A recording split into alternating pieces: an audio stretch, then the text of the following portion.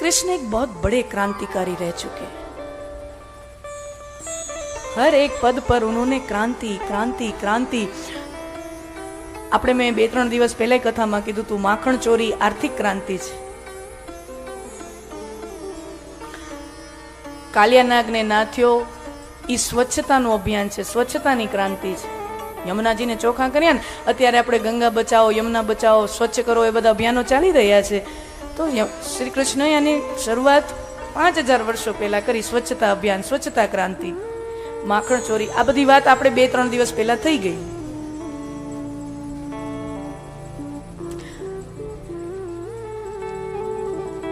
આગળ જ્યારે ગિરિરાજ ધરણ લીલા આવે છે ને, ત્યારે આપણે જાણીએ છીએ કથા કે બધા નંદગ્રામમાં જેટલા પણ ગોપી ગોવાળિયાઓ છે એ બધા ઇન્દ્ર યજ્ઞની તૈયારીઓ કરે છે. ઇન્દ્ર યજ્ઞની તૈયારીઓ કરે છે. એટલે શ્રી કૃષ્ણ નંદ બાબાને પૂછે છે કે બાબા, બેસતા વર્ષનો દિવસ છે, ગામમાં આટલી તડામાર તૈયારીઓ શેની ચાલે છે? અરે લાલા, हम हर साल इंद्र यज्ञ करते हैं, इंद्र की पूजा करते हैं. આ બધી इंद्र यज्ञ ની તૈયારીઓ ચાલે છે. अच्छा, पर बाबा माफ करना, क्षमा करना, मेरी अल्पमति के अनुसार मुझे लगता है हमें इंद्र की पूजा नहीं करनी चाहिए, हमें गिरिराज पर्वत की पूजा करनी चाहिए. અને સમજો, આ ભગવાન જ્યારે આ બોલવાની હિંમત કરે છે ને, ત્યારે ભગવાનની ઉંમર ભાગવત ગ્રંથના આધારે, જ્યારે ગિરિરાજ પર્વત ધારણ કર્યો છે ને, ત્યારે ભગવાનની ઉંમર ભાગવત ગ્રંથના આધારે કહું તો 7.5 વર્ષની છે. 7 વર્ષે પૂરા નહીં, 7.5 વર્ષની ઉંમર છે ભાગવતના આધારે કહું. નંદ બાબા કે કનૈયા, તું કે તો કરો છો, પણ આ બધા આખું ગામ માનશે? તમે બોલાવો ને, હું બધાને મનાવીશ. પછી નંદ બાબાએ આખા વ્રજ વિસ્તારની extra ordinary annual general meeting બોલાવી. કંપનીઓમાં હોય ને, પબ્લિક લિસ્ટેડ કંપનીઓમાં extra ordinary annual general meeting થતી હોય શેર હોલ્ડરોની. કનૈયાએ કીધું, બાબા તમે એક કામ કરો, બધા ગ્રામવાસીઓને બોલાવો, બધાને હું કહીશ. હવે ભગવાન બધાએ આખું વિસ્તાર ભેગો થયો છે, આખું ગામ ભેગું થયું છે, ભગવાન મંચ ઉપર છે. ભગવાનની ઉંમર યાદ રહે 7.5 વર્ષની છે. આખું ગામ ઊભું છે, ગામમાં બધા વડીલો હોય, યુવાનો હોય, બાળકો હોય, સ્ત્રીઓ પુરુષો બધા હોય, આખો સમાજ ભેગો થયો. 7.5 વર્ષનો છોકરો મંચ ઉપર ઉભો રહી આખા સમાજને સંબોધન કરે છે, અને આખું ગામ सम्मोहित થઈ જાય છે. शब्द में यदि ताकत हो तो सुनने वाला चिपक जाता है, शब्द में यदि गहराई हो तो सुनने वाला चिपक जाता है. આ ખાલી રાડા નાખીથી કોઈ માણસ સાંભળે ને, આપણને એવો વેમ રાડા નાખી તો કોઈ સાંભળે ના. શબ્દ में गहराई होनी चाहिए तो सुनते हैं.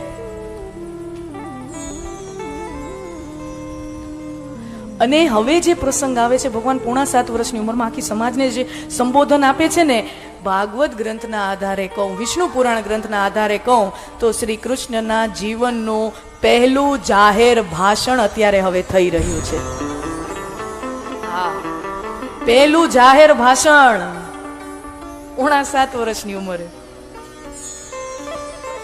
વ્યક્તિની અંદર 2 વસ્તુ હોય ને, વ્યક્તિની અંદર 2 વસ્તુ હોય તો એને લોકોનો પ્રેમ આપોઆપ મળી જાય છે, અને લોકો એની વાત પણ આપોઆપ માની જાય છે. લોકો એને ના નથી પાડી શકતા. વ્યક્તિની અંદર 2 વસ્તુ હોય,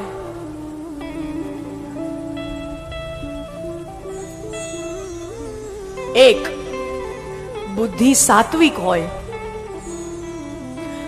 બુદ્ધિ સાત્વિક હોય અને પ્રેમ નિર્મળ હોય. આ 2 વસ્તુ જે વ્યક્તિમાં હોય એની વાત બધા સ્વીકાર કરે. બુદ્ધિ સાત્વિક હોય અને પ્રેમ નિર્મળ હોય એની વાત માને. બુદ્ધિશાળી તો દુર્યોધને હતો, નહોતો એવું નથી, બુદ્ધિશાળી તો શકુની મામો હતો, બહુ હતો, પણ એની બુદ્ધિ કેવી હતી? છળની, કપટ કરવાની. એટલે લોકોના હૃદયમાં સ્થાન ન બનાવી શકે. બુદ્ધિ શકુનીમાં હતી, દુર્યોધનમાં હતી, કંસમાં હતી, પણ લોકોના હૃદયમાં સ્થાન ન બનાવી શકે, કારણ કે બુદ્ધિ છળ કપટ વાળી હતી. તો जिसकी बुद्धि सात्विक हो, प्रेम निर्मल हो. અને હું જ્યારે જ્યારે શ્રી કૃષ્ણનું ચરિત્રનું વર્ણન કરતી હું કે એનો અભ્યાસ કરતી હું ને, મને બે ચરિત્રો નજીકના ઇતિહાસમાં શ્રી કૃષ્ણ તત્વને નજીકના કોઈ મળ્યા હોય, દેખો મેં કોઈ કમ્પેરિઝન સરખામણીનો ભાવ નથી, પણ નજીકના ઇતિહાસમાં 200-500 વર્ષનો ઇતિહાસ એ નજીકનો ઇતિહાસ કહેવાય. જો નજીકના ઇતિહાસમાં ભારત વર્ષની અંદર કે સમગ્ર વિશ્વમાં કોઈ એવા બે વ્યક્તિત્વો જડ્યા હોય કે જે કૃષ્ણ જે ચરિત્ર છે આખું એના નજીક કોઈ હોય તો એ છે એક મરાઠા સરદાર છત્રપતિ શિવાજી મહારાજ. હા, મરાઠા સરદાર છત્રપતિ શિવાજી મહારાજ અને બીજા આજ ભૂમિના સુપુત્ર એવા સરદાર વલ્લભભાઈ પટેલ. આ બે વ્યક્તિત્વો આ ભારત ભૂમિએ પેદા કર્યા કે જે શ્રી કૃષ્ણ ચરિત્ર 5000 વર્ષો પૂર્વે જે પ્રગટ થયું આ ધરતી ઉપર, એ ચરિત્રની નજીક છે. હું બેંગ્લોરમાં હમણાં 2-4 મહિના પહેલા ગઈ તો ત્યાં એક પોડકાસ્ટ સુંદર મજાનો છે, અવેલેબલ છે યુટ્યુબમાં, અરવિંદ અરોરા શો કરીને. તો એમાં એણે મને પૂછ્યું કે તમારું પ્રિય ઐતિહાસિક પાત્ર કયું? એટલે મને તો 1 સેકન્ડ વાર ન લાગી, મેં તરત કીધું કે છત્રપતિ શિવાજી મહારાજ, કારણ કે અદ્ભુત ચરિત્ર છે, અદ્ભુત. જેટલું વાંચો ને એમાં હા એમ હોભાવ જ તૈયાર રાખે. ઔરંગઝેબે પકડી લીધેલો આગ્રાની જેલમાં, શિવાજી મહારાજને ઔરંગઝેબે પકડી લીધેલા અને આગ્રાની જેલમાં પૂરી લીધેલા. અને શિવાજી મહારાજનું બુદ્ધિ ચાતુર્ય કેવું, જેમ ભગવાન કૃષ્ણજી છે ને ગમે ત્યાંથી છટકી જાય, એમ શિવાજી મહારાજ પકડાના નથી, પકડાના ને ઔરંગઝેબે પકડ્યા, જેલમાં પૂર્યા, આગ્રાની જેલમાં પૂર્યા. અને છત્રપતિ વિચાર કરે, શિવાજી મહારાજ વિચાર કરે કે આમ તો મેળ નહીં પડે, મારે તો હિન્દ સ્વરાજની સ્થાપના કરી, હું જેલમાં પૂરે કેમ મેળ પડે? પછી યુક્તિ કરી. હવે વિચાર કરો, બાદશાહ ઔરંગઝેબની જેલમાંથી નીકળવું એટલે, એક તો ઔરંગઝેબ એટલો ક્રૂર, અને એને ખબર છે કે છત્રપતિ શિવાજી મહારાજ એનું શું મહાત્મય છે આ ભારતની ભૂમિમાં, એટલે એના માટે તો એને સિક્યોરિટી વધારે જ રાખી હોય ને બીજા કરતા. શિવાજીનું ચાતુર્ય તમે જુઓ, છટકે છટકવાની યુક્તિ તમે જુઓ. એને છે ને, હવે આમ તો રાજા છે ને, તો રાજા ભલે જેલમાં હોય તો એને થોડીક સુખ સુવિધાઓ આપવી પડે. MP MLA જેલમાં હોય તો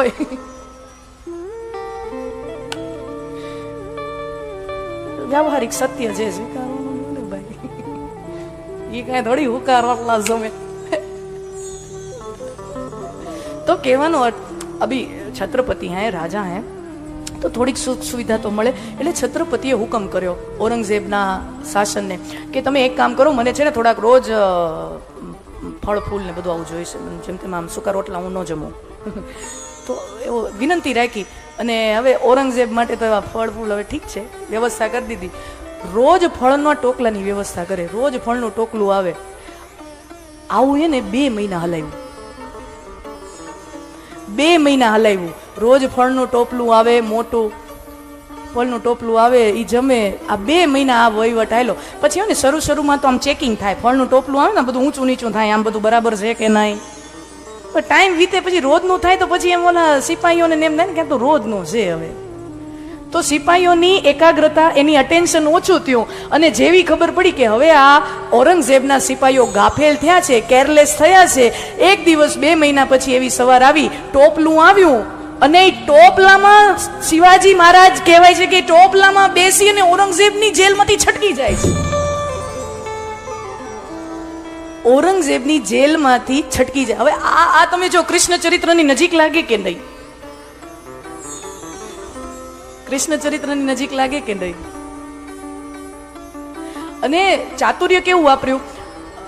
આગ્રામાંથી છટક્યા, હવે સ્વાભાવિક રીતે પછી તો ખબર પડે શાસનને કે ભાઈ આપણે આ જેલમાંથી કેદી છટકી ગયા છે, તો પછી ગોતવા નીકળે તો સ્વાભાવિક રીતે પ્રતિક્રિયા શું હોય કે ભાઈ એમનું તો મરાઠા સામ્રાજ્ય છે, મહારાષ્ટ્ર છે તો દક્ષિણ બાજુ, આગ્રાથી દક્ષિણ બાજુ આવે.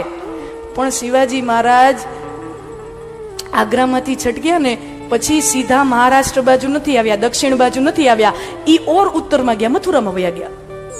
કહેવાય છે કે મથુરામાં થોડોક સમય વીત્યા અને જ્યારે પાણી ઠંડુ થયું ત્યારે વળી પાછા ત્યાંથી છટક્યા. એ વ્યક્તિત્વ હે. અને બીજા આ જ ધરતીના સુપુત્ર એવા સરદાર વલ્લભભાઈ પટેલ, જે અખંડ ભારત ભૂમિના અખંડ નકશાનું જેને નિર્માણ કર્યું, અખંડ ભારત નકશાનું નિર્માણ કર્યું, અને જેના કારણે હજી પણ આપણે બધા રાજ્યો ભેગા થઈને સુખ સંપત્તિ આર્થિક વિકાસ તરફ જઈ રહ્યા છીએ. એનો મુખ્ય પાયો કોઈએ નાખ્યો હોય તો સાહેબ સરદાર વલ્લભભાઈ પટેલે નાખ્યો છે. અને આ બધું કામ સરળ તો ના જ હોય સ્વાભાવિક રીતે. હા, એ તો કહેવામાં સરળ લાગે કે 562 રજવાડા ભેગા કર્યા, પણ ઈ કહેવામાં એક લાઈનમાં પૂરું થઈ જાય, પણ ઈ કરવામાં બોલને में और करने में जो फर्क है, બોલવામાં અડધી લીટી પતી જાય. અને કેવું 562 રજવાડા હતા ને, એમાંથી 220 રજવાડા સૌરાષ્ટ્રમાં હતા. હા, આ ઐતિહાસિક છે. 562 રજવાડામાંથી સૌરાષ્ટ્રમાં 220 રજવાડા હતા આખા ભારતમાંથી. એ બધાને ભેગા કરવા, અને ક્યાંક સીધી ઉંગલી સે ઘી ના નીકળે તો આપણને ખબર છે કે સરદાર સાહેબ ઉંગલી તેડી કરવામાં એને વાંધો ન આવતો. નહેરુ સાહેબ નું કામ નહીં, ગાંધી બાપુ નું કામ નહીં, પણ સરદાર સાહેબ ઉંગલી તેડી કરવી હોય તો એ તેડી કરીને ઘી કાઢી લે, કામ થઈ જવું જોઈએ. અને કૃષ્ણ ચરિત્ર જુઓ, भगवान श्री कृष्ण का चरित्र भी ऐसा है. सीधी उंगली से घी न निकले तो कन्हैया टेढ़ी उंगली कर लेता है. सीधी उंगली से घी न निकले तो कन्हैया टेढ़ी कन्हैया ने कई वांधो नहीं, भगवान राम थी न थाय. एनी आंगળી સીધી સીધી રે, ઘી નીકળે તો નીકળે, ન નીકળે તો કાંઈ નહીં, ઉંગળી તેલી નહીં થાય, પણ કનૈયો ઘી નીકળવું જોઈએ, કામ થવું જોઈએ. આપણે મહાભારતમાં પલે પલે આ પ્રસંગ જોઈએ છીએ કે ઓલા જયદ્રથ હતો, અર્જુન છે ને પ્રણ લઈ લે છે ને કે સૂર્યાસ્ત પહેલા જયદ્રથને ન મારું ને, અભિમન્યુના મૃત્યુનો બદલો ન લઉં, જયદ્રથને ન મારું ને તો હું આત્મહત્યા કરી લઈશ. અર્જુને પ્રતિજ્ઞા લઈ લીધી, અને આપણને ખબર છે કે જયદ્રથને ઓલા કૌરવોએ હંતાડીને રાખેલો આખા દી પૂરતો, ક્યાંય દેખાય જ નહીં. અર્જુન ગોતી